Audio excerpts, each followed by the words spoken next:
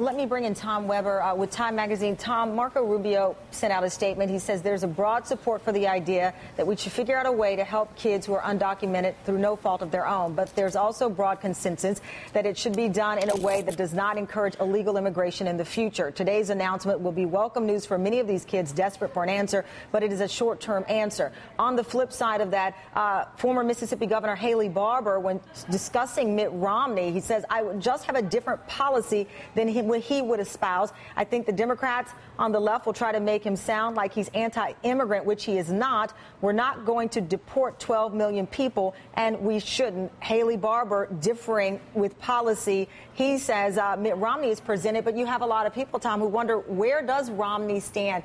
And the Rubio plan, what is the exact language to even compare to what we've heard from the president? Right. Well, it's really highlighting the differing opinions within the GOP, and to see this kind of actually pouring out now is fascinating.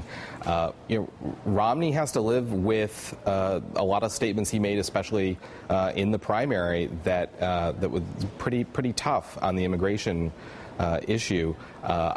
You hear Rubio comes in as the voice of the voice of reason. But what is his voice of reasoning? I mean, what is the language from his proposed DREAM Act? As I understand it, we don't have the exact legislative language here. And when he was standing side by side with Governor Romney, Romney would only say he would be willing to review it. It's not as if there is something there to say yay or nay to.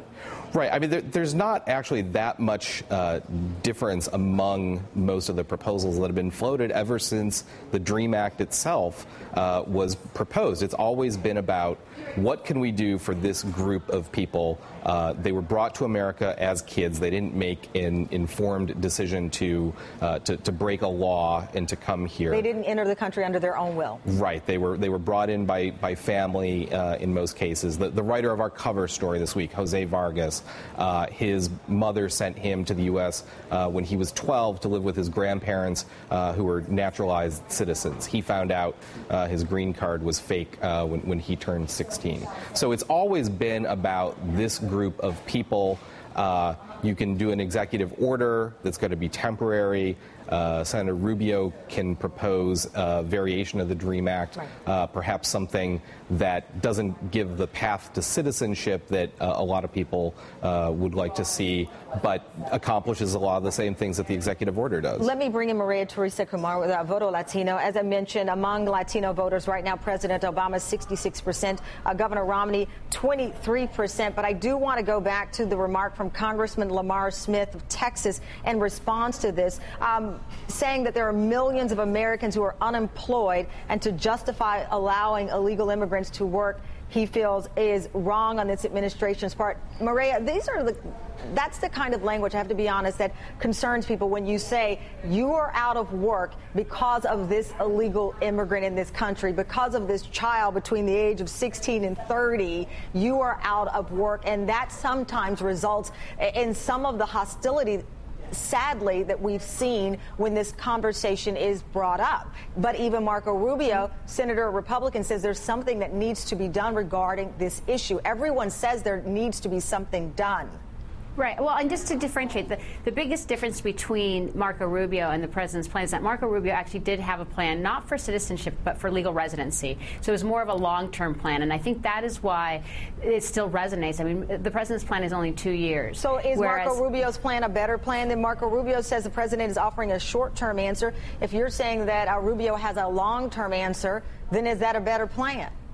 I think so. I mean, at the end of the day, what you don't want to do is create just, Band-Aid effects. Instead, what you want to do is address it.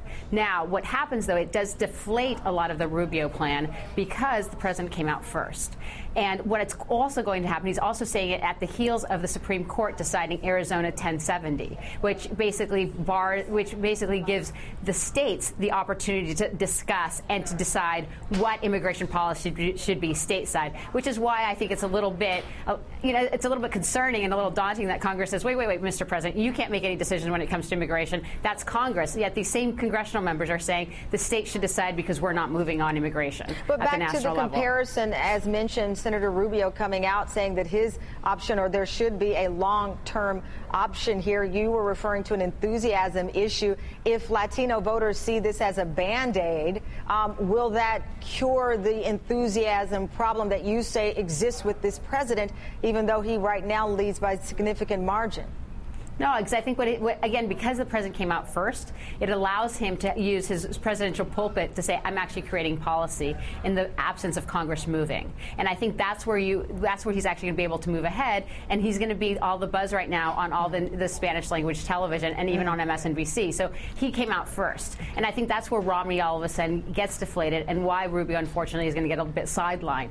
Now, back to to your question regarding Lamar Smith, I think that's a very good question, because what the president should have done has come out first 6 or 7 months ago, where the Latino voter would have remembered what he did for the Latino community, and then the moderate independent voter who's on the fence, who may not have a job, who's really frustrated economically with where they are, then they would have basically been this would not have been this would have been a moot point. But the fact that we're less than 150 days away from the election, and now at the same time not addressing the issues of the economy, but looking at perhaps catering to a certain population, really puts him in a difficult position with independent and moderate voters. All right, thank you very much. I really appreciate your time, Maria Teresa Kumar, Pete Williams, Mike McCara, Tom Weber. Thank you as well.